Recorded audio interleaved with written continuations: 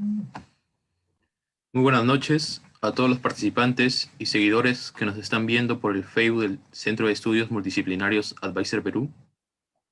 Hoy tendremos la conferencia magistral del Magíster Mario Costa Dávila, gerente general en UCL Global y profesor en la Escuela de la Universidad de Piura, que nos hablará sobre el tema denominado factor humano clave en el éxito de las organizaciones. Asimismo, tendremos como panelistas al doctor Wilfredo Concha y al ingeniero Irving Sayo.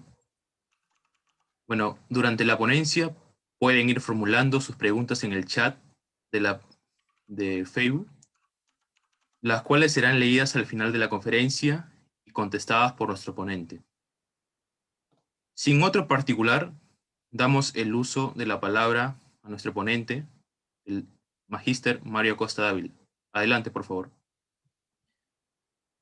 Correcto, muy bien, muy buenas noches. En primer lugar, agradecerles la invitación, decirles que es un placer poder estar con ustedes y conversar sobre este tema que bueno, me he dedicado a estudiarlo desde hace más de, ¿cuántos serían? Pues ya más de una década, desde que empecé con la maestría, el MBA. Tuve la suerte de hacer la maestría en dirección de empresas en el PAT, en la Escuela de Dirección de la Universidad de Piura, y entender la importancia, la relevancia que tiene el factor humano en las organizaciones, ¿no?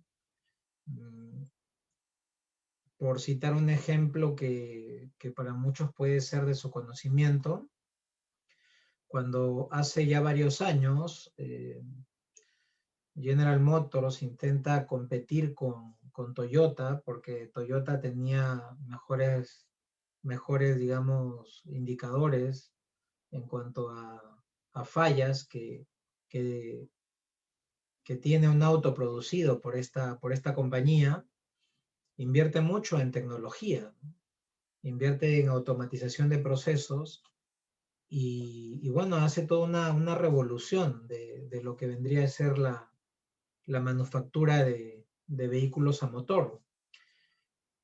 Toyota no hace lo mismo, crea, para algunos de ustedes es conocido, los famosos conceptos pues, de calidad total, just in time y después Lean Manufacturing y lo que consigue, digamos, después de trabajo, con mucho trabajo es, ¿no? Al momento de comparar con General Motors es que sigue teniendo con bastante ventaja mejores indicadores en materia de fallas por vehículo, ¿no? Entonces, si pensamos en esto, ¿cuál es el elemento diferencial? ¿El dinero?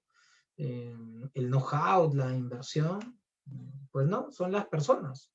Toyota con su enfoque intenta un involucramiento más cercano de los que trabajan en la planta de fabricación para que en la medida en que ellos se involucren sean capaces de corregir, de adelantarse a esos fallos que se pueden presentar en la producción y entonces ya no vamos a corregir un defecto, sino vamos a evitarlo, ¿no? Lo estoy como muchos de ustedes sabrán, lo estoy, digamos, sintetizando, ¿no? Sobre esto hay bastantes libros que se podrían leer, ¿no? Entonces, una idea, digamos, que quisiera rescatar a este ejemplo es que no es ningún secreto, ¿no? Que lo diferente en las organizaciones no son los activos, no son, digamos, las cosas, son las personas, son las que pueden marcar la diferencia, ¿no? Y de eso se trata este coloquio, esta conferencia coloquio. Entonces, como primer punto, tendríamos que pensar y ponernos de acuerdo qué es una organización, ¿no? Y bueno, una organización no es otra cosa que aquella realidad que aglutina estos tres grandes elementos, ¿no? En primer lugar, una organización aglutina personas, una organización tiene reglas de juego porque hay que coordinar el trabajo y una organización también tiene activos. ¿Por qué destaco? ¿Por qué hago una distinción? ¿O por qué saco aparte de este pie las personas? Porque es lo más relevante, es lo más importante. Y fruto de esta conversación vamos a irlo viendo, fruto de esta charla vamos a irlo viendo poco a poco, ¿no? Como es lógico, lo que aglutina a las personas, a una organización, es la sintonía que existe entre el propósito de la organización y los objetivos personales que tienen las personas.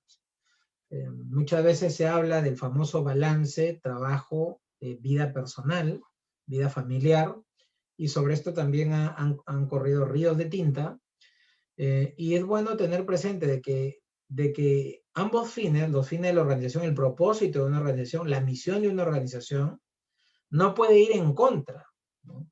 Y tampoco los objetivos personales tampoco pueden ir en contra. Cuando existe una contraposición, pues lo que se da lugar o lo que se presenta es una ruptura. Ahora, podríamos pensar en una perfecta alineación. Bueno, de modo teórico lo podríamos plantear, pero de modo práctico, de modo realista, esto no se da. ¿Qué tiene que haber? Pues lo que muchos ya profesores y expertos en management han escrito, y especialmente en recursos humanos, ¿no? Nos dicen que lo que tenemos que buscar es un equilibrio, ¿no? Un equilibrio entre el trabajo, la vida profesional de una persona y el resto de su vida personal, ¿no? Sabemos que cuando no existe ese equilibrio, pues o lo sufre la vida personal o lo sufre la organización. Entonces hay que buscar un equilibrio. Y un equilibrio que podríamos pensar que es un equilibrio que está llamado a ser estable, y no es así.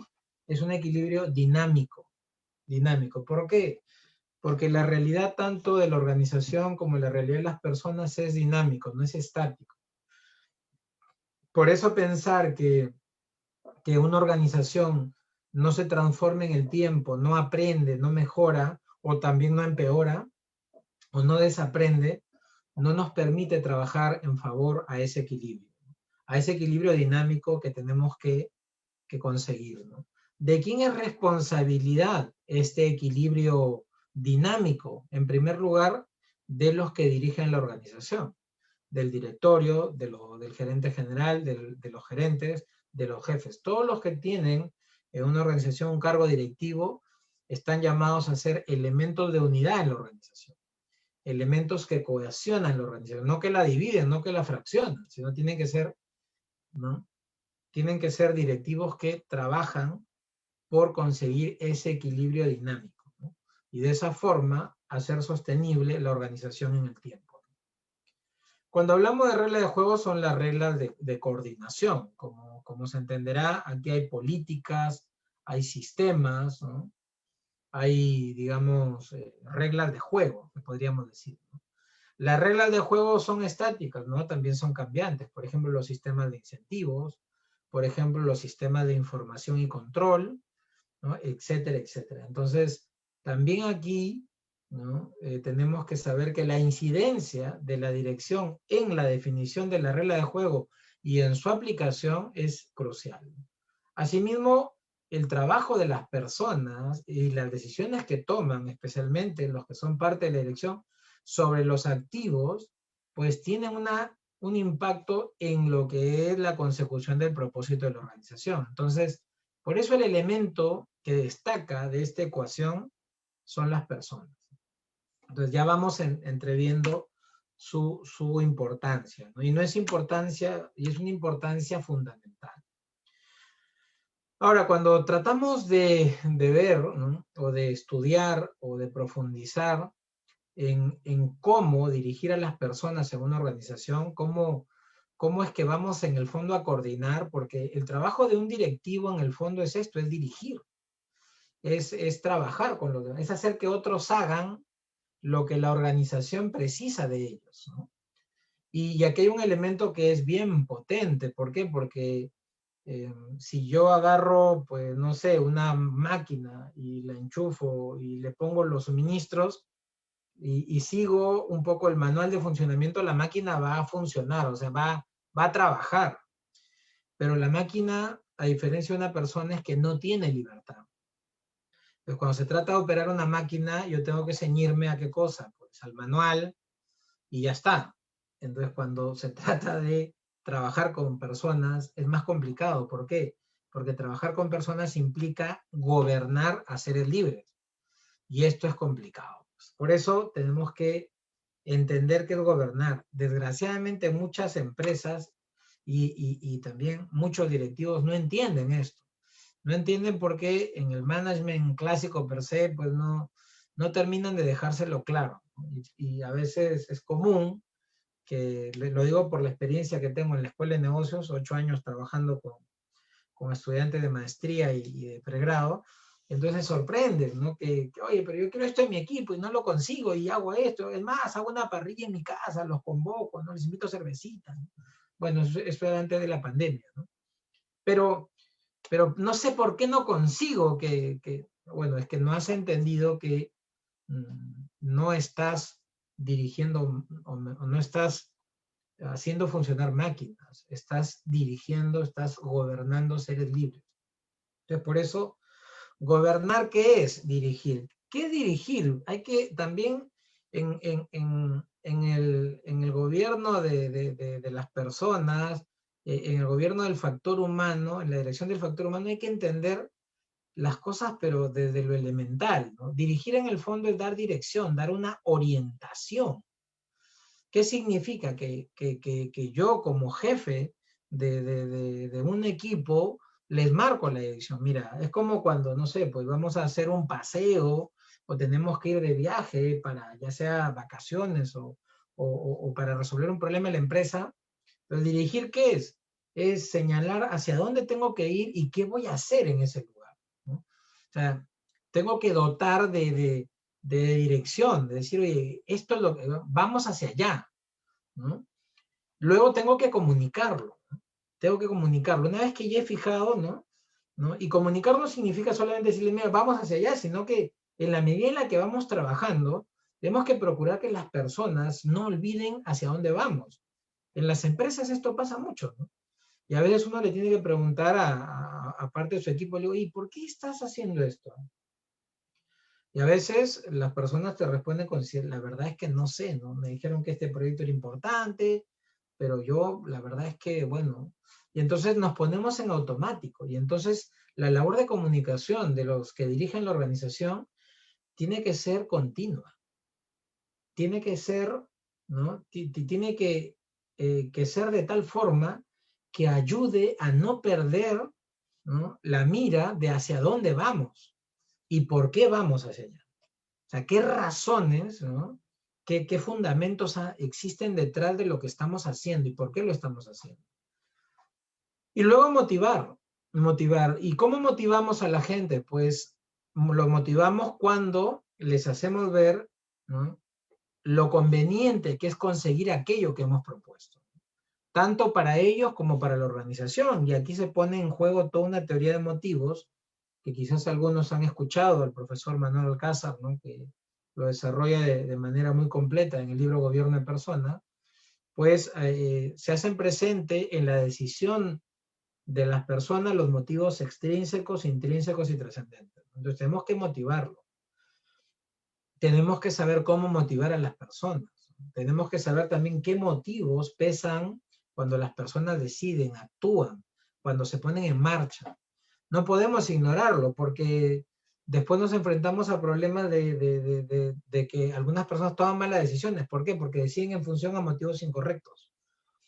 O que se desmotivan. ¿Por qué? Porque no están encontrando la respuesta de parte de los que dirigen la organización y de la organización misma en cuanto a los otros elementos, y entonces lo que están haciendo les empieza a carecer de sentido. Entonces, ¿qué es gobernar? Gobernar, y esto lo dice Pérez López, ¿no? No es otra cosa que dirigir, comunicar y motivar. Dirigir, dar una orientación, comunicar, doble vía, ¿no? Emisor-receptor, digamos, con continuidad en el tiempo, de forma que hacemos presente, ¿no? La labor que tenemos que hacer en ese momento y cómo lo que hacemos en ese momento se engarza con el objetivo final, y motivar ¿para qué? Para que las personas sean capaces de decir, mira, sí, lo quiero hacer, ¿no? Reconozco que lo que hago es valioso y por lo tanto me pongo en marcha, ¿no? ¿Con qué finalidad se gobierna? Pues aquí hay que recurrir más que a un tratado de management, es al sentido común. Y esto también, digamos, a poco que lo pensemos, todos podemos llegar a estas conclusiones de modo muy fácil, ¿no? ¿Cuál es la finalidad de gobernar? Pues hacer que las operaciones que se dan en la organización, ya sea para prestar un servicio o para producir un bien, que esas operaciones caminen, marchen, funcionen, ¿no? Que el producto salga, ¿no? Con la calidad de vida, en el tiempo debido y al costo que nos permita obtener la justa retribución por la necesidad real que nosotros estamos satisfaciendo en los actores que se benefician de la acción productiva de la organización. Y el segundo punto es para que las personas estén bien. Tenemos que cuidar a las personas. Y en épocas, por ejemplo, como la de la pandemia, ¿no? ¿Qué hacer, no? Ustedes saben, hay compañías que han tenido que reducir, para sobrevivir han tenido que reducir el número de empleados, han tenido que desinvertir, etcétera, etcétera, ya, ¿no? Seguro que ustedes conocen casos así bastante dramáticos. En el sector en el que estoy, pues se han dado casos en los que, por ejemplo, una compañía, ¿no? Tuvo que decidir despedir al 25% de su plantilla porque el volumen de trabajo se redujo tanto que no podían hacer, no podían continuar con ese peso, y si la compañía sigue perdiendo dinero, la compañía va a quebrar. Entonces, este segundo elemento, ¿no? De gobernar para que las personas se encuentren bien, tiene aquí una pequeña como cláusula, ¿no? De condición, que es en la medida de lo posible. Y los directivos, los que dirigimos la organización, tenemos que estar conscientes de esto. ¿Y qué quiere decir en la medida de lo posible? Porque hay épocas de bonanza, ¿no? como dicen, pues, de vacas flacas, perdón, de vacas gordas y de vacas flacas. Entonces, en la época de vacas gordas, tenemos que saber, por ejemplo, ahorrar, invertir, porque así como hay épocas de vacas gordas, van a venir épocas de vacas flacas. Y entonces, también tenemos que preparar a la organización para ese estrés. Si a pesar de prepararla para ese estrés que puede ser producto de una crisis económica, una crisis política, una crisis sanitaria, la organización aún así pues tiene que pues achicarse, reducirse, los cambios no serán tan traumáticos, ¿no? No serán tan, ¿por qué? Porque la dirección lo que está buscando es que la gente se encuentre bien. Miren, de la experiencia práctica que hemos tenido, por ejemplo, en el trabajo, en la gerencia que ahora yo desempeño, pues lo que nosotros planteamos fue no digamos, no reducirnos, intentar operar, ¿no? Con la gente que teníamos. A pesar de eso, tuvimos que hacer algunos ajustes, no fueron muchos, fueron unos pocos, pero no fue una reducción, digamos, significativa, ¿no? Lo que sí nos dimos cuenta es que teníamos, ¿no? que hacer, o teníamos bastantes, se podría decir, bastantes tareas para ser más, tareas que cumplir para ser más eficientes, para ser, digamos, para quitarle grasa a la organización. Y entonces aquí uno también tiene que saber valorar, ¿no? A veces a estas situaciones que son difíciles, como de una pandemia, de una crisis política, lo que sea, económica, a veces solamente le vemos lo malo, pero no solamente tienen aspectos malos, también tienen aspectos buenos, porque nos enseñan a ser, por ejemplo, más eficientes, a, a desarrollar otras capacidades que en su momento incluso no pensábamos que las teníamos, ¿no? Ahora se le llama resiliencia, que en el fondo es una virtud mejor dicho, hace referencia a la virtud de la fortaleza, que es precisamente, ¿no?, resistir cuando los tiempos se tornan adversos. Entonces, en la medida de lo posible, los que dirigimos la organización tenemos que trabajar para que las personas estén bien. Y esto implica también no tan solo, oye, ver si reduzco o no personal, no. También implica, oye, cómo nosotros concretamos planes para que las personas puedan desarrollarse. Y a raíz de ese desarrollo profesional y personal puedan ser dinamizadores de la actividad que se desarrolla en la organización. ¿En qué medida, al mejorar ellos como personas, como profesionales, son capaces también de mejorar la organización? Entonces, llegado a este punto, sí tenemos que plantearnos, ¿no? Y se habla mucho de personas. Yo recuerdo cuando he dictado, ¿no?, los cursos presencialmente en la escuela de dirección, cuando la gente del PAD, ¿no? Mucha persona, ¿no? Pero bueno, es un poquito a veces el estigma que uno a veces puede cargar, pero tampoco hay que preocuparse mucho, ¿no? ¿Por qué? Porque esto tiene una razón, tiene un fundamento. Y es que lo hemos ido viendo, el factor humano es clave en una organización. Pero si nos damos cuenta que el factor humano es clave, entonces también tenemos que profundizar en el conocimiento de ese factor, que no es otra cosa que una persona. Entonces tenemos que preguntar, ¿no? ¿Qué es una persona? ¿Qué es un ser humano? ¿No? Y es curioso, pero los directivos, los que gerencian compañías, los que son jefes, supervisores, ¿no?, tienen que agrandar su conocimiento, tienen que tener una apertura para que el conocimiento que pueden tener acerca de un ser humano se enriquezca. De lo contrario, con una visión pobre del ser humano, esa es la que les va a acompañar al momento de tomar decisiones, tanto en las personas como en la organización. Entonces, cuando pensamos qué es una persona, tenemos que ir a la antropología, y entonces la antropología nos permite entender que, bueno, lo que es más visible en una persona es el modo de ser, ¿no? Y el modo de ser se define por el cuerpo, psique, la voluntad y la inteligencia. Sin embargo, siendo el modo de ser, ¿no?, lo que más fácilmente vemos de una persona, no es lo más importante. Lo más importante es lo que sostiene a ese modo de ser, que es el acto de ser, ¿no? Para que ese ser, ¿no?, cobre presencia o cobre, se puede decir, realidad, hace falta el acto de ser. Esto es un poquito, digamos, bueno, acá no me voy a detener mucho porque no es una charla de antropología o filosofía, no solamente aquí les lanzo unos pincelazos, ¿no? El acto de ser es lo que en buena lid en la antropología filosófica se entiende como el ser personal, ¿no? El quién de quién es este modo de ser, el quién de quién es esa inteligencia, esa voluntad, ese psique, etc. Y entonces descubrimos que, pues, cada ser humano es una realidad única en el universo, y por lo tanto cada ser humano es irreemplazable. Y entonces, ¿cómo nos puede ayudar estos conceptos que uno puede decir, ¿y esto qué tiene que ver con dirigir personas? Pues sí tiene mucho que ver.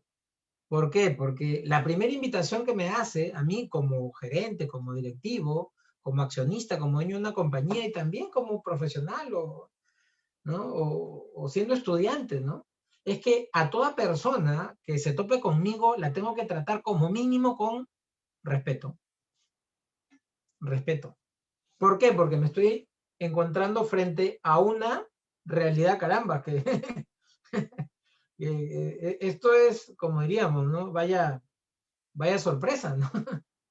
¿No? Es un ser humano, ¿no? Y esto, la verdad es que puede cambiar la forma en la que no tan solo dirigimos organizaciones, sino cómo nos comportamos también como sociedad, ¿no? A veces en estos avatares, por ejemplo, de la política, no se sabe separar, ¿no? O del derecho, ¿no? O de los medios de comunicación, se castiga tanto a una persona o se va tanto, o sea, que es destrozarla, ¿no? Y es verdad, una persona puede hacer cosas malas, pero esas cosas malas la tienen que condenar ya como si fuera, ¿no? Un desecho humano. Pues no. Entonces, ante cada persona, ante cada ser humano, tenemos que tener nosotros, como mínimo, ¿no? Una respuesta de respeto. Si nos ponemos a pensar, si todos los que somos parte de una sociedad eh, fuéramos capaces de actuar respetando a los demás, caramba, esta sociedad, este mundo cambiaría radicalmente. Ya desde que manejas en Lima, ¿no? El taxista no te metería el carro, ¿no? El que llega tarde no se zamparía en la cola. El alumno no te mentiría diciendo que ha estudiado y no ha estudiado, ¿no? Te está floreando, ¿no? Bueno, etcétera, etcétera, ¿no? Entonces, y también el profesor no sería severo, ¿no? Con ese alumno que sabe, pues, que trabaja y hace lo posible, y entonces no le va a dar leña, ¿no? Seríamos mucho más comprensivos y valoraríamos mejor también todas las interacciones que tenemos con las otras personas, porque sabemos que esas interacciones pueden configurar a ese ser humano, y lo pueden configurar para bien o para mal. Y ahí sí hay una responsabilidad, y la ética me enseña que por esos actos libres yo voy a rendir cuenta. ¿Y a qué voy a rendir cuenta? En mi personal conciencia. ¿En qué medida yo voy a ser más libre, voy a tener más paz, más alegría, o en todo caso voy a tener menos paz, menos alegría por no tratar bien a otro ser humano? Bueno, ¿cuál es el fin de una persona? Pensando en las organizaciones. Precisamente a raíz de satisfacer cada tipo de motivo que se puede presentar y que son los que movilizan la acción de las personas en las organizaciones, pues un motivo intrínseco me lleva a tener cosas. ¿Por qué? Porque me permite satisfacer esas necesidades psicocorpóreas. También están los motivos intrínsecos, que su consecución me permite satisfacer, ¿no?, esas necesidades cognoscitivas, el saber. Pero tanto tener como saber deberían ordenarse, y esto es un poco lo que tenemos que enseñarles a los demás y vivirlo nosotros primeros como personas que dirigimos a otras personas en la organización, a que tener no es malo, saber tampoco, más bien tener es bueno, saber es bueno, pero va a ser muy bueno cuando tener y saber nos ayuden a servir. Nos ayuden a servir. Y esto es en esencia la vida de una persona. En la medida en la que uno sirve, ¿no?, somos más personas. Y ahí están, ¿qué cosa? Los motivos trascendentes. La satisfacción de las necesidades afectivas que yo consigo por alcanzar los motivos trascendentes, ¿no? Entonces, en esta dinámica es el crecimiento de la persona, ¿no?, en la medida en la que el tener, el saber, me permiten servir, ¿no?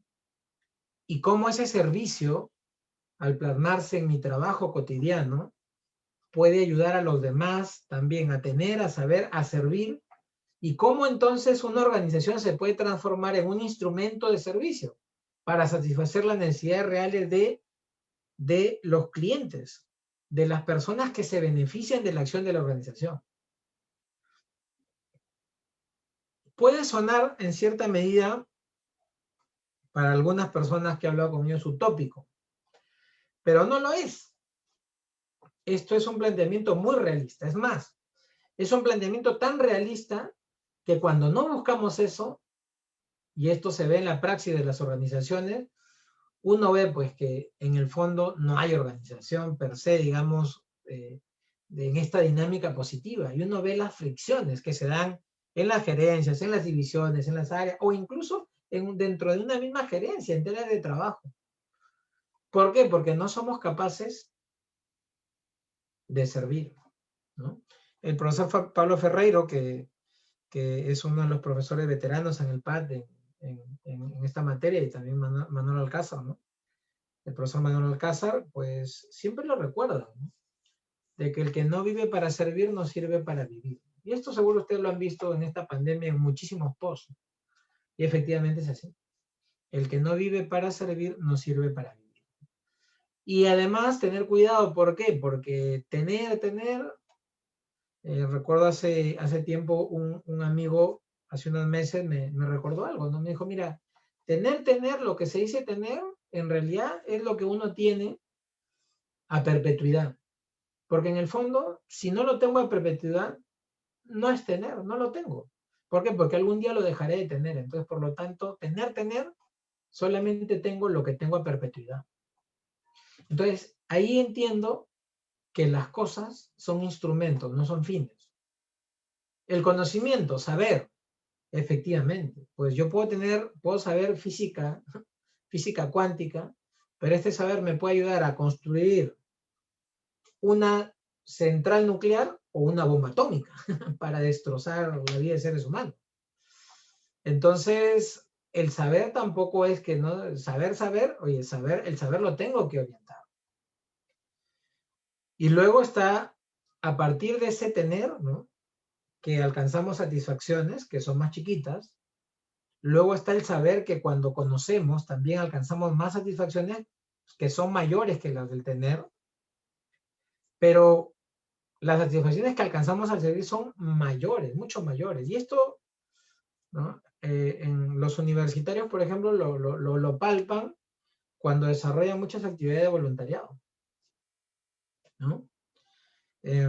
Porque se dan cuenta que, caramba, con unas pocas cosas que hacen, pueden transformar la vida de otras personas, ¿no? Cuando, por ejemplo, ocupan su tiempo para dar clases de matemática a unos niños que, pues, ¿no?, de un colegio nacional que no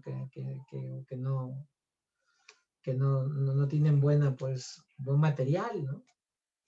O cuando, pues, no sé, le ayudan a desarrollar un deporte, ¿no?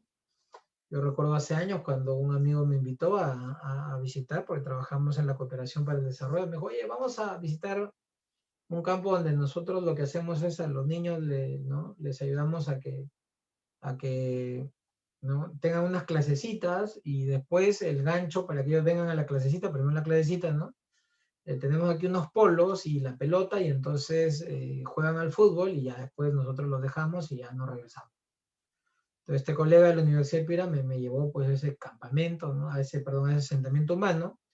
Y claro, los niños aguantaban pues pasar por la clase, ¿no? Y como que un poco, ¿no? A pesar de que el que exponía la clase era muy dinámico, ¿no?, y enseñaba ahí la matemática de modo muy, muy simpático, pues los niños ahí estaban, ¿no?, aguantando a pie firme. Y bueno, había varios también que sí, ¿no?, se interesaban. No a todos les gusta la matemática. Pero lo increíble era, caramba, cuando venía la distribución de los polos para que jueguen a la pelota, ¿no?, uno veía caras luminosas, ¿no? Entonces, las personas que estaban por ahí, ¿no?, se sorprendían, ¿no? Y mira, esa alegría que producen, o los que habíamos ido a hacer ese trabajo, ¿no? La alegría que uno puede dar a estos pequeños, ¿no? Que esa alegría tú la terminas también cosechando, ¿no?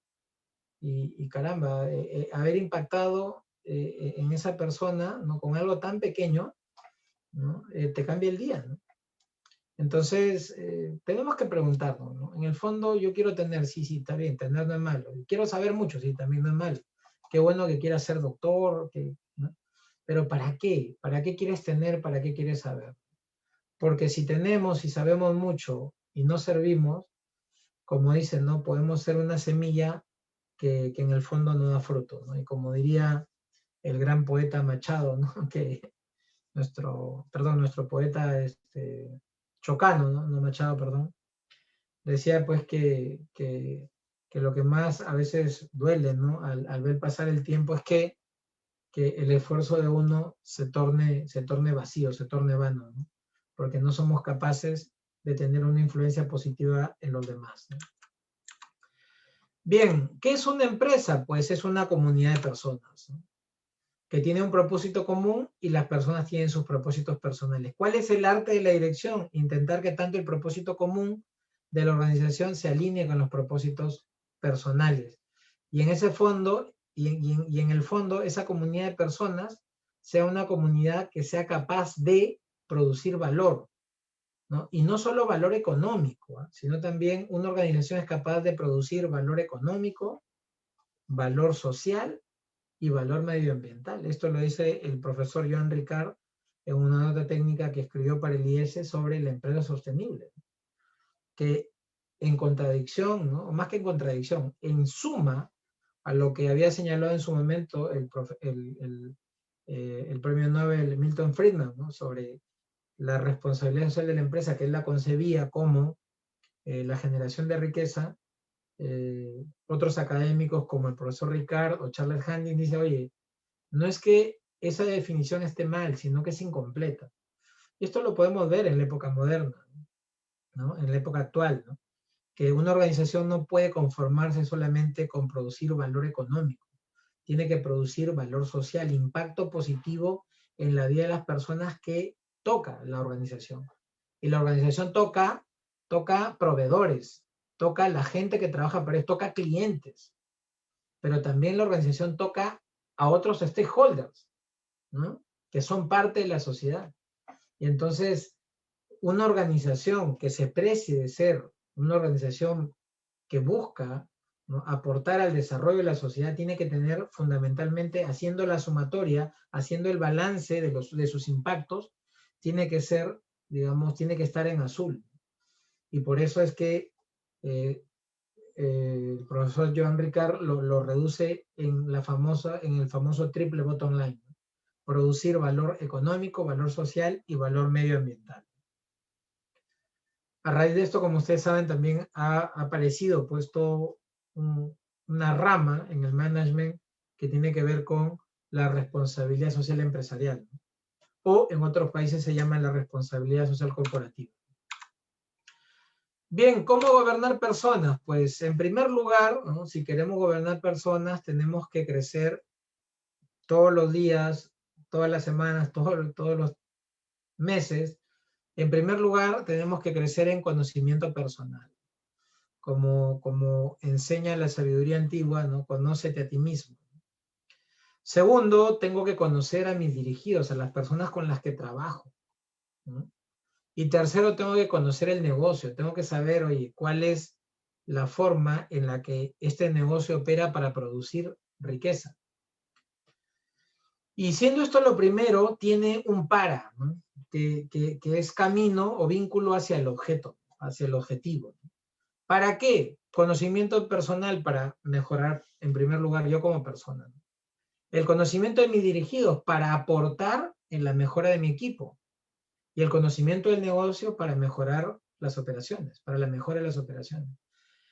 Y al final, ¿cuál es el objeto, no? La mejora personal tiene como propósito la ejemplaridad, ¿no? La mejora de mi equipo tiene como propósito el compromiso. Y la mejora de las operaciones tiene como propósito la sostenibilidad. De esa forma, podemos nosotros crear organizaciones que, en lugar que sean centros en los cuales, ¿no?, las personas, ¿no?, ahí no saben a qué van, ¿no? O bueno, pues es como una especie de esclavitud moderna, ¿no? Llego una hora, me voy otra hora, ¿no? Y ya.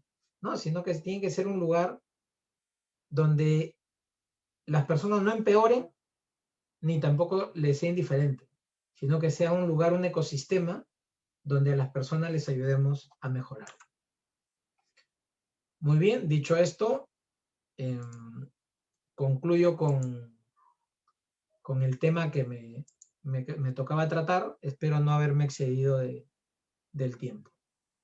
Muy bien. Muchas gracias por la ponencia, Magíster Mario Costa Dávila.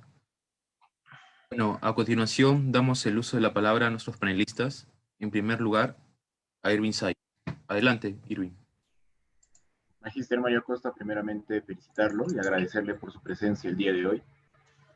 El factor humano realmente es algo que en nuestra sociedad, el Perú, usted habló bastante del respeto, y creo que es algo que tenemos que nosotros, como gente que busca hacer un cambio en nuestro país, hacer resalte sobre eso y practicarlo. Mi pregunta va más que todo a los emprendimientos, donde el fracaso siempre va a estar presente. ¿Cómo ¿Cuán preparado y qué debe tener un directivo, un gerente, para poder gestionar el fracaso en este tipo de emprendimientos? Más sabiendo que nuestra sociedad como la peruana, en contraste, por ejemplo, con países como Estados Unidos, la palabra fracaso es un estigma más que una motivación. A ver, miren, cuando pensamos en el fracaso, ¿no? Creo que a veces, no sé si es por la cultura peruana o latina, lo vemos como una hecatombe, ¿no? Fracasó, ¿no? Y no sé, bueno, no he estudiado un poco el efecto, digamos, o por qué razones, por qué causas, ¿no? En la sociología se da este efecto, ¿no? Pero creo que hay que cambiar de visión, ¿no? ¿Por qué? Porque, en primer lugar, el fracaso, per se, es un elemento que siempre va a estar presente en la vida de una persona. Siempre. De cualquier persona profesional. Yo les diría a veces a la gente, ¿no?, que le teme tanto al fracaso, fracasar, que, a ver, busquen un solo ser humano que diga que en su vida, ¿no? O busquen abuelitos de 60 años, una colección de abuelitos, ¿no? 10.000 abuelitos de 60 años, ¿no? Y díganle, a ver, usted, señor, ¿no? Nunca se equivocó, nunca ha hecho algo de lo cual se arrepiente, y seguro que les va a decir, pues mira, o tienes tiempo para escucharme, porque te voy a contar cuando pues compré un carro que no valía y se me malogró, y cuando puse una tienda y pucha quebró, ¿no? Y así. O sea, tenemos que quitarle el estigma negativo al fracaso. El fracaso es algo que se da. Si usted me preguntara, oye Mario, ¿y tú no has fracasado a veces en tu rol como directivo? Sí, sí, y no una, varias veces. He tomado malas decisiones, a pesar de haberlas querido tomar bien, he fallado. A veces ignoramos que nuestra condición humana, ¿no? Nosotros no somos dioses. No tenemos esa capacidad de certeza de decir, mira, yo nunca voy a no acertar, ¿no? Es más, ¿no? Precisamente ese famoso dicho, ¿no? Que errar es humano, ¿no? Errar es humano, ¿no? Es condición humana. Entonces hay que quitarle ese estigma negativo. ¿Y por qué quitarle ese estigma negativo? En primer lugar, porque una vez que uno se ha equivocado, lo que uno no puede hacer es... hay dos actitudes que uno puede, digamos, tomar. Bueno, hay más, ¿no? Hay yo diría que unas 3 actitudes, ¿no? La primera actitud es la derrotista, ¿no? Yo no sirvo para nada, ya, ¿no? Es mejor que me entierren, cómprenme un cajón, ¿no? Sepúltenme, ¿no? A que me dé el COVID, ¿no? Ya, porque estoy estorbando, estoy respirando oxígeno que otro ser humano debería respirar, ¿no? Es una posición fatalista, ¿no? La otra posición es una posición fresca, ¿no? Ya, pues me equivoqué, pues sí, que ya, ¿no? ¿Qué me vas a hacer? Pues me equivoqué, ¿no? Metí la pata, ya, pégame, ¿no? Entonces, ni lo uno ni lo otro. Porque una actitud fatalista es ya prácticamente ya, y eso en el fondo no es otra cosa que soberbia. Y por otro lado, también esa de ser fresco, pues también. En el fondo, ¿qué es lo que uno tiene que hacer? Es darse cuenta, ¿no? Oye, ¿por qué he fallado? O sea, ¿qué he hecho mal? ¿Qué he hecho mal? Y a veces en los negocios uno puede haber hecho todo bien. Oye, ¿estudiaste el mercado? Sí. ¿Le fuiste a los clientes potenciales? Sí. ¿Conocieron tu oferta de valor? Sí. Oye, ¿y le expresaste a los que te compraron un buen servicio? Sí. ¿Y qué pasó? Pues no sé, ¿no? Vino un competidor, vino una crisis económica, algo que no dependía de mí y me tumbó. Miren, les cuento una anécdota. Una compañía que pensaba hacer una inversión fuera de Europa terminó por el tema del COVID, o sea, hasta con riesgo de quebrar. Y este año para ellos era pues una maravilla, ¿no? Tenían pensado invertir acá, todo ya. Y entonces, en primer lugar, hay que revisar qué es lo que uno ha hecho. Bueno, y si ves que efectivamente has puesto todo de tu parte y así las cosas no han salido, quédate tranquilo, ¿no? Ahora, por lo general, ¿no? Siempre uno descubre que hay cosas que puede hacer mejor.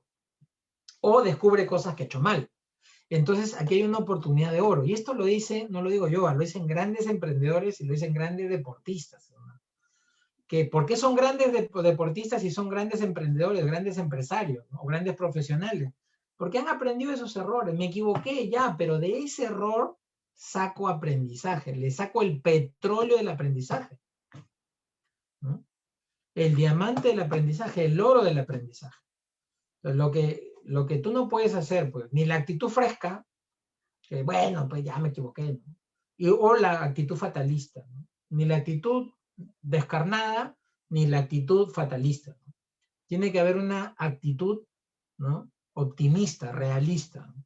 Decir, mira, efectivamente nos equivocamos, ya, pero hay que revisar qué hemos hecho mal. Y si descubrimos cosas que se pudieron haber hecho mejor, pues aprender. Aprender para una siguiente ocasión, aprender.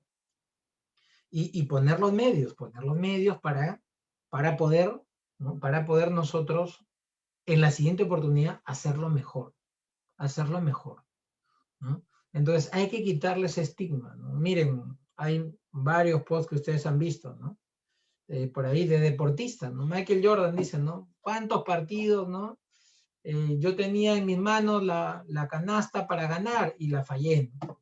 Y tiros libres también lo fallé, perdí partidos aquí. Entonces, oye, ¿cómo es que he ganado? Porque he aprendido de esos errores, ¿no? Porque ha entrenado durísimo, porque también se ha arriesgado, ¿no? Ha vuelto a tomar ese riesgo, ¿no? Porque también a uno le puede pasar, después de equivocarse, uno puede adquirir, si es que no tiene cuidado, la adversión al riesgo. Entonces, ya, mira, ya no me quiero arriesgar, ¿no? Es como si uno dice, oye, me compré un carro nuevo. No, pucha, me salió malo, ya no me vuelvo a comprar un carro. Nunca más. Prefiero con toda la vida tomar taxi, ¿no? Bueno, esa actitud irracional a veces la podemos racionalizar. ¿Pero por qué? Porque no estamos rescatando el aprendizaje, ¿no? Lo más importante de una decisión, cuando tomamos una decisión de negocio, es el aprendizaje que podemos obtener, el aprendizaje positivo que podemos obtener.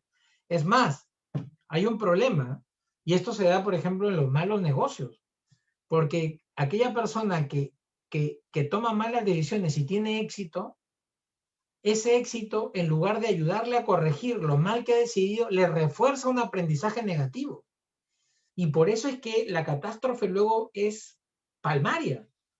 Si ustedes quieren conocer un caso, un ejemplo así, busquen en YouTube el documental sobre Enron.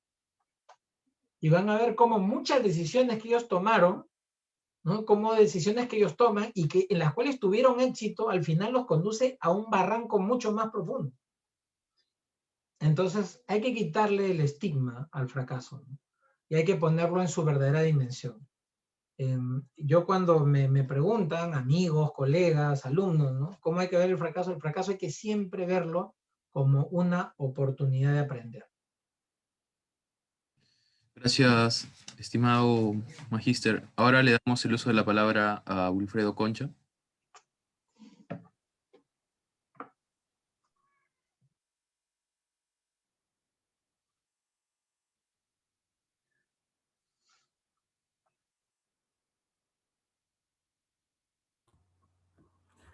Muchas gracias por la participación, magíster María Costa. Yo quería hacerle la siguiente pregunta. Lo último que estamos viendo, o una perspectiva que tienen las personas de negocios y que está siendo criticado últimamente, es pensar en el ideal solo de lucro, o también este tema de que no hay factores externos que afectan al negocio. ¿Es cierto esto? ¿Hay solo depende de cuán bien se ha hecho el trabajo, o hay factores externos, sociales, políticos, que influyen el trabajo que vienen desarrollando los directivos? Sí, bueno, uno cuando dirige una organización o cuando es parte de un equipo directivo que dirige una organización puede tener miopías. Una de las miopías es precisamente la que mencionas, que es no reconocer, no saber mapear los stakeholders con los cuales la organización tiene relación.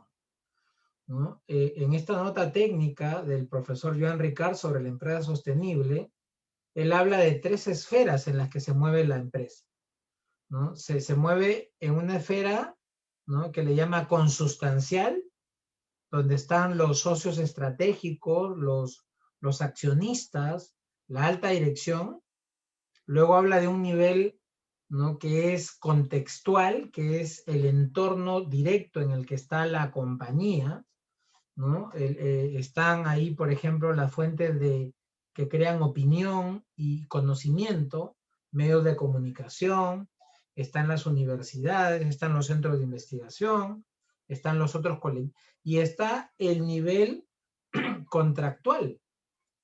Perdón, en el otro nivel también está el Estado, y está el nivel contractual, ¿no? Los proveedores, las empresas del sistema financiero, etc. Entonces, un buen directivo lo que tiene que hacer es mapear. Hay que mapear.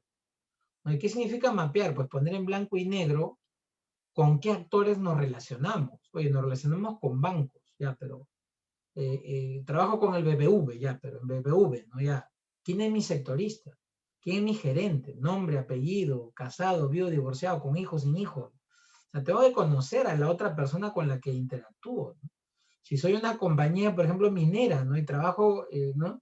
Donde trabajo hay 10 comunidades campesinas, pues tengo que hacer un trabajo de conocimiento de esas 10 comunidades campesinas, ¿no? Y también conocimiento de las autoridades de las comunidades campesinas que son una, y de las autoridades del gobierno local, y luego el gobierno regional, y etcétera, etcétera.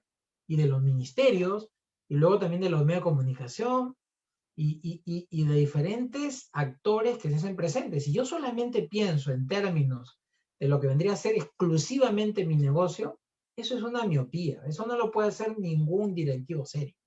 Un directivo serio pues tiene que mapear esos stakeholders con los cuales su organización interactúa.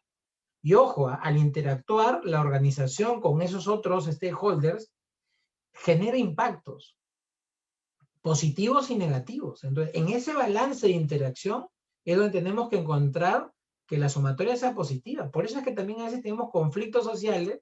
¿Por qué? Porque esa sumatoria es negativa con algunos actores. Y a veces es porque efectivamente hay temas ideológicos, hay temas políticos, etcétera, pero es que no lo ha sabido mapear, pues si no lo ha sabido gestionar.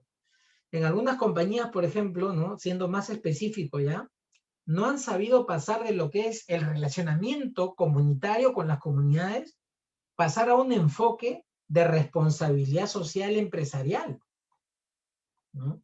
Que es entender, por ejemplo, es el paso a decir, no, es que me tengo que relacionar con las comunidades, ¿no? Como yo trabajo ahí, pues tengo que, no me queda otra.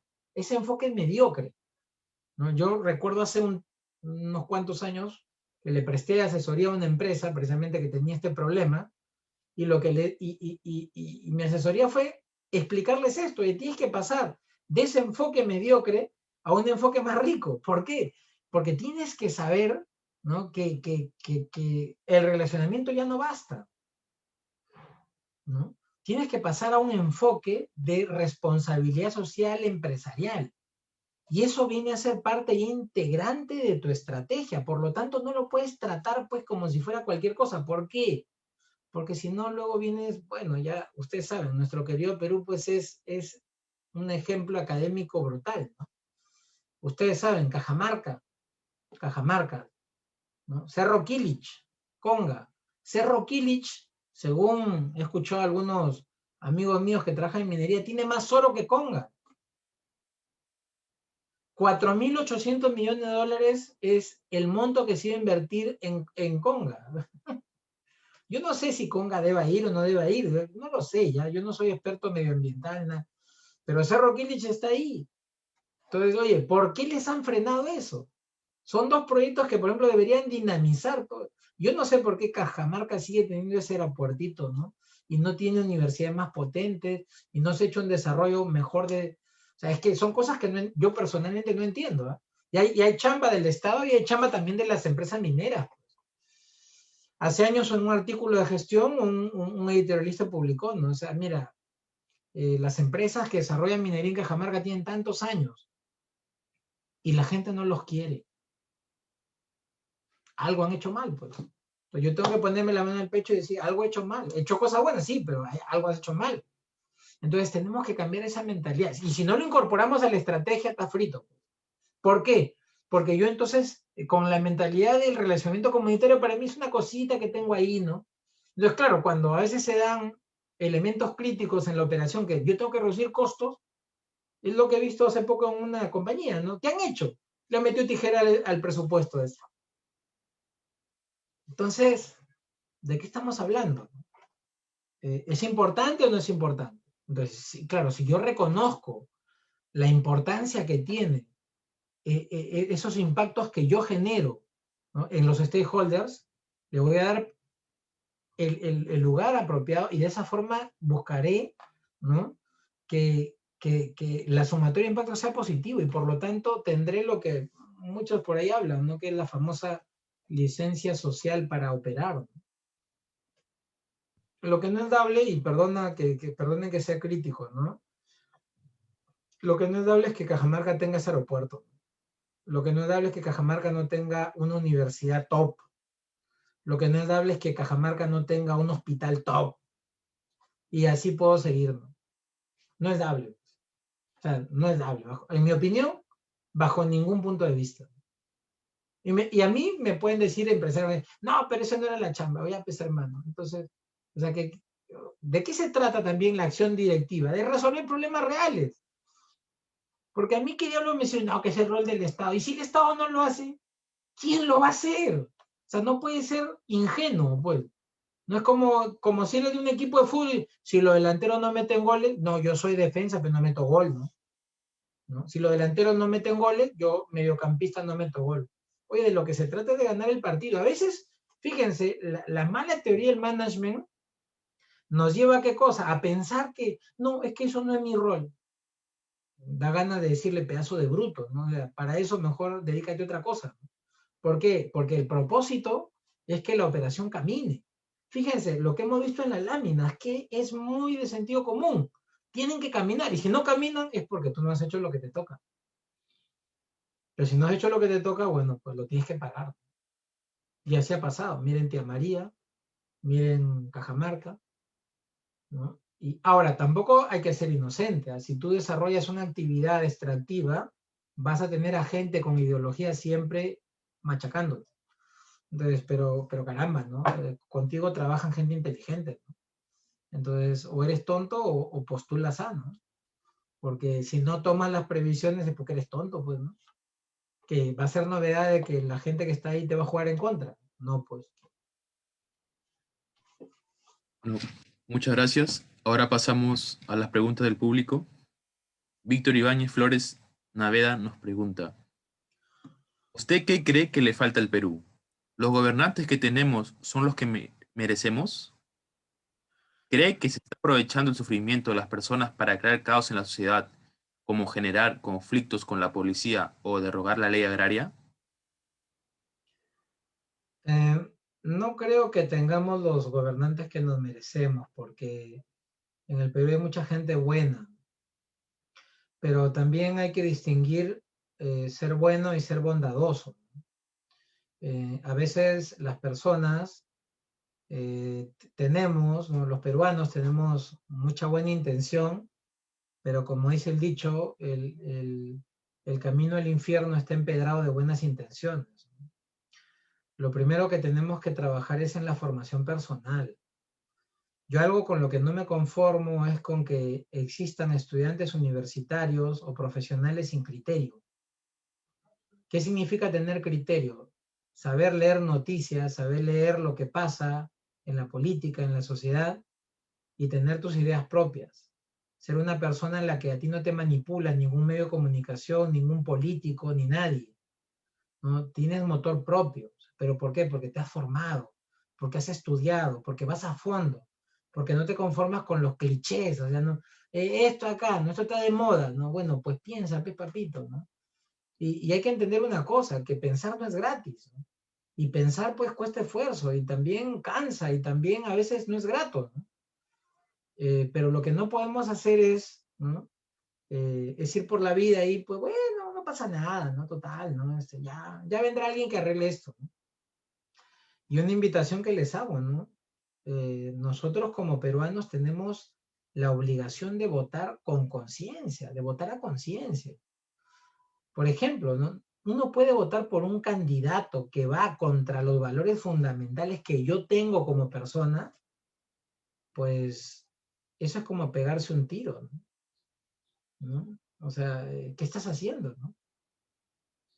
Entonces, también hay que saber elegir, hay que ejercer con responsabilidad, ¿no?, nuestro derecho a elegir a los gobernantes. Nos dejémonos de pensar en, ¿no?, en ya, bueno, pues él salió, ¿no?, ya no sé qué. Y a veces uno hace componendas, ¿no? Dice, no, bueno, pues el menos malo, ¿no? Que no, y no hay más opciones o te conformas con eso. Yo no creo que tengamos los gobernantes que nos merecemos. Lo que nos hace falta es bastante formación, educación, formación, que la gente tenga criterio, que se mueva con motor propio y que sepa que hay actores en esta sociedad que están con la tarea de manipular a la gente. Y hay que dejar con el perdón, perdóname por el francés, pero hay que dejar de ser tarados, ¿no? Ya no nos chupamos los dedos de cuando éramos bebés, ¿no? ¿No? Hay cosas que son evidentes, ¿no? Que uno, si los piensa un poquito, dice, oye, esto está chueco, ¿no? Esto está mal, ¿no? Y entonces ya hay que actuar en consecuencia. Pero para eso, leer, formarse, estudiar, tener criterio y tratar de construirnos. Tener siempre una visión constructiva de nuestra sociedad, de nuestro país. Tenemos que saber, ¿no?, también caminar de la mano, dialogando con personas que no piensan igual que nosotros, pero con las cuales podemos llegar a consensos, a puntos en común. Y que el debate tiene que ser sobre ideas, sobre argumentos, no sobre paparruchadas, no sobre clichés, no sobre eslogans, ¿no? No, tiene que ser argumentos, ¿no? Argumentos, dame argumentos. Y ahí está el método socrático, los 3 filtros de Sócrates, ¿no? Hay que ir a los fundamentos, ¿no? ¿Para qué? Para rescatar nuestra sociedad, nuestro país. Y no seamos ingenuos, ¿no? Porque si en el siguiente gobierno elegimos mal, la vamos a tener más dura, ¿no? La vamos a tener más dura, ¿no?, para salir adelante, ¿no? Y bueno, cuando dices, oye, la derogación de la ley y esto, independientemente de si la ley está bien o está mal, que como sabemos todo marco legal siempre es susceptible a mejorarlo, lo que hay que hacer es estudiarlos y ver cómo se pueden mejorar, pero por los cauces debidos. Porque si no también damos un mal mensaje, ¿no? Es como tener a un niño pequeño y cada vez que te hace pataleta le compro un dulce, ¿no? Y si yo me pongo a funcionar así, pues después me puedo quejar que mi hijo me haga un berrinche en medio de una reunión familiar donde, ¿no?, donde pasa un bochorno. Pues no, ¿no? ¿Y es por qué? Porque no estamos sabiendo actuar con cordura, ¿no? Y hay un principio de autoridad que se tiene que respetar, ¿no? De lo contrario, la sociedad es inviable. Cuando no respetamos ni a las personas, ni a las instituciones, ni a las normas de convivencia, esto es una anarquía.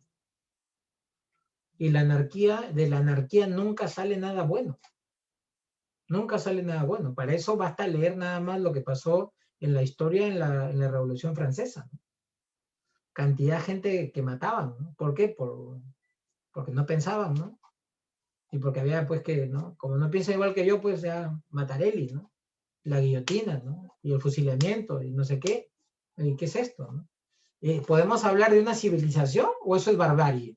Eso es barbarie. Eso es barbarie, ¿no?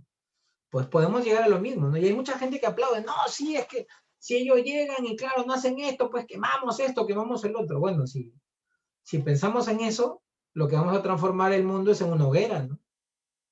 ¿No? Y además, por ejemplo, qué poco críticos a veces somos nosotros mismos, ¿no? En la uni yo era bien crítico con algunos colegas, estudiantes, amigos míos, ¿no? Que querían hablar de política y todo, que no sé qué, que... Yo, sí, pues, pero antes hay que estudiar, ¿no? Y en la facultad había una norma, digamos, implícita, que si tú querías ser miembro del consejo de facultad del tercio estudiantil, tenías que ser del tercio de estudiantes en tus promedios. Porque primero tenías que demostrar ser un buen alumno y luego querer aportar a tu facultad. Pero eso que se meta gente que por ahí, ¿no? Que eternamente está en la universidad 20, 30 años, o sea, ¿qué es eso, no? Y además se mete con ideologías trasnochadas, con el perdón, pero aquí sí soy directo, ¿eh? Entonces eso no construye, ¿no? No construye, ¿no? Entonces también tenemos que ser capaces de darle voces a quienes pueden ayudar a formar esto, a crear una sociedad en la que podamos ir a más, ¿no? Y ahí sí tenemos nosotros responsabilidad primera, ¿no? En primerísima línea, ¿no? Que no podemos evadir, porque si no es que vamos a tener un país con anarquía. Y eso es el derrumbe, ¿no? Todo lo que se ha logrado, mal que bien construir, pues se puede venir abajo, ¿no? Y no estoy hablando cuando hay algunos que van a pensar, no, así es materia económica. Materia económica es un punto, ¿no? Lo importante es el desarrollo económico, social que se ha dado y lo mucho que tenemos que hacer. Un dato que les doy, ¿no? Porque también hay que hablar con cifras, ¿no? Hace años le pidieron el Estado peruano, le pidió una investigación a la Universidad del Pacífico y a la Universidad de San, si no me equivoco, a Centrum, que pudieran o pudiesen determinar cuál es el déficit en infraestructura que tiene nuestro país. ¿Qué significa eso? ¿Cuántos hospitales, colegios, carreteras, aeropuertos, etcétera, nos hacen falta? Obras de irrigación. En esa época salía 100.000 millones de dólares. Bueno, si sumamos todas las fortunas de los millonarios del Perú, no llegamos a ese monto. Pero además, la fortuna de estos peruanos está invertida, está metida en negocios. Me puede gustar más o menos, ya ese es otro tema, ya habrá que regular la competencia en las empresas, los monopolios, etcétera. Eso ya se sabe, eso es mejorable. Pero si yo pienso con sentido común, mi querido Perú es un país que sin inversión extranjera no es viable. No es viable. Entonces, ¿de qué estamos hablando? ¿Ser un país que se encierra como un crustáceo? No se puede. Pues. No, es que ya Perú es autónomo. Sí, pues, pero eso sería bonito, ¿no? Sería bonito que fuese así, pero no es así. Y entonces yo también tengo que dirigir con realismo, es como una empresa. No es que yo no quiero tomar deuda de bancos y nada, no quiero ni letras, ni pagarés, ni leasing, ni nada, ¿no? Voy a vivir con la caja que yo genere, ya pues, compadre. Anda a ver cómo te va, ¿no? Anda a ver si puedes crecer también. Entonces esas cosas que son elementales a veces las perdemos de vista, ¿no? Y ojo que la inversión extranjera no tan solo trae lo que es la plata, sino también el know-how. Miren, ¿eh? En esta planta de liquefacción de gas que está al sur de Lima, han intervenido una cantidad de profesionales de todo el mundo. Yo tuve la suerte de conversar unos minutos con el francés que hizo el diseño para lo que era el muelle artificial donde llega el barco metanero a cargar el gas. Entonces, claro, en Perú no está ese profesional, pues. Oye, no estaban los técnicos en soldadura para hacer esos trabajos. Entonces, también es un know-how que se trae, porque luego el mantenimiento lo tienen que hacer, ¿no? 3.800 millones de dólares invertidos. Entonces, hay que tener cordura, ¿no? Muchas veces hay ideologías, utopías, ¿no? Que suena muy bonito en la palabrita, ¿no?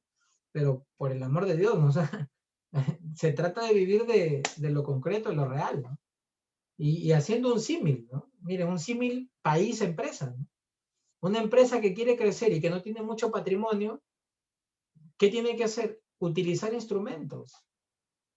Tiene que ver con el banco, tiene que ver con otros socios, pero si quiere hacerlo de modo autónomo, su crecimiento va a ser chiquito. Y fíjense, si nosotros queremos ser un país desarrollado, tenemos que todavía que crecer varios años a tasas importantes de PBI, encima del 5 o 7%. De lo contrario, no va a ser factible. Nuestra gente no va a tener esas escuelas, esos hospitales, esas universidades, esas carreteras. Y entonces no hay que vivir de utopías. Yo a veces, con el perdón, se lo digo con cariño, ¿no? Lo escucho por ahí, ¿no? Ciertas cosas trasnochadas, ¿no? Y tú dices, oh, qué bonito fuera que fuese así, pero no es así, pues. Y lo que no puede hacer un gobernante es gobernar en función a ideologías. Tiene que gobernar en función a realismo, a oportunidades concretas, ¿no? Que se pueden dar en un país y que ameritan mucho trabajo para poder conseguir el desarrollo de un país como queremos, ¿no? Yo quisiera que mañana más tarde, pues, todos los niños puedan tener, ¿no? Cualquier niño que nazca en el Perú pueda tener la oportunidad de estudiar en la mejor universidad en el Perú. ¿Por qué? Porque tiene un buen kinder, tiene una buena primaria, una buena secundaria, le ayudamos a cuidar su alimentación. Y si ese muchacho puede ser un ingeniero mecánico o un médico o lo que sea, ¿no? O un profesor, pues lo será y será un top, ¿no? Porque hay oportunidades. Esa es otra de las grandes cosas que como gobernantes tenemos que hacer, también en las empresas, darle oportunidades a la gente. Un mal directivo es el que no le da oportunidad a su gente. Mira, yo tengo la suerte de que el dueño de la compañía que dirijo es una persona con muchísimo sentido común. Una de las cosas que me dijo cuando me contrató, me dijo, tú no vas a estar aquí mucho tiempo, tú vas a estar 3, 5 años. Por lo tanto, tienes dos chambas. Primero es que tienes que preparar la organización para que funcione sola. Y segundo, identificar a tu reemplazo, ¿no? Alguien que tiene que tomar la posta. Y eso es desarrollar gente, ¿no? Por ejemplo, el típico gobernante que quiere gobernar 5 años, 10 años, 20 años, eso es trasnochado. Que no hay más gente que sepa, no hay más gente que pueda hacer bien esto. O sea, es bastante ingenua, ¿no? Por supuesto que sí. Y hay que preparar gente, ¿no? Con esa visión, darles oportunidades, que la gente pueda crecer, pueda prepararse y pueda acceder a esas oportunidades que le cambien la vida. Lo que vemos en los países del primer mundo, ¿no? Por ejemplo, en Estados Unidos, ¿no? Si tú naces y estudias y tienes una capacidad intelectual, o sea, tú no tendrás o no llegarás al máximo potencial, pero es porque no quieres, no porque no tienes oportunidad, es porque no te dio la gana. Eso es lo que tenemos que tratar de buscar como país, ¿no? De que cada niño o niña que nace en nuestro país tenga la oportunidad de desarrollar su mayor potencial, ¿no? Y dejarnos, con el perdón, otra vez lo digo, perdónenme, pero tenemos que dejarnos de ideologías trasnochadas que lo único que hacen es aminorar el paso de un país como el nuestro que está en deuda con los que más lo necesitan. Le voy a decir una frase de Churchill, ¿no? Que era bastante tomador de pelo, ¿no? Decía así: si el desierto del Sahara se lo diéramos a ciertos políticos, en 20 años habría escasez de arena, ¿no? Entonces hay que dejarnos de esos pensamientos así trasnochados, ¿no? Que no sirven para mucho, ¿no? Y además sirven para retrasar el desarrollo que tiene que tener un país. Bueno, hemos llegado a la final de esta presentación. Ante todo, muchas gracias al magíster Mario Costa, a nuestros panelistas Irving Sayo y Wilfredo Concha. Agradecer también al doctor Justiniani y al doctor Juan Varas, fundadores de Advisor Perú, y también a nuestro miembro Miyagi Chimabukuro. Asimismo, agradecemos en nombre de todo nuestro equipo a toda la comunidad de Advisor Perú y a todos los clientes que han colaborado con esta noble causa. Y desearles felices fiestas navideñas y un próspero año nuevo. Soy Alejandro Montenegro, ha sido un gusto estar con ustedes. Muy buenas noches. Buenas noches.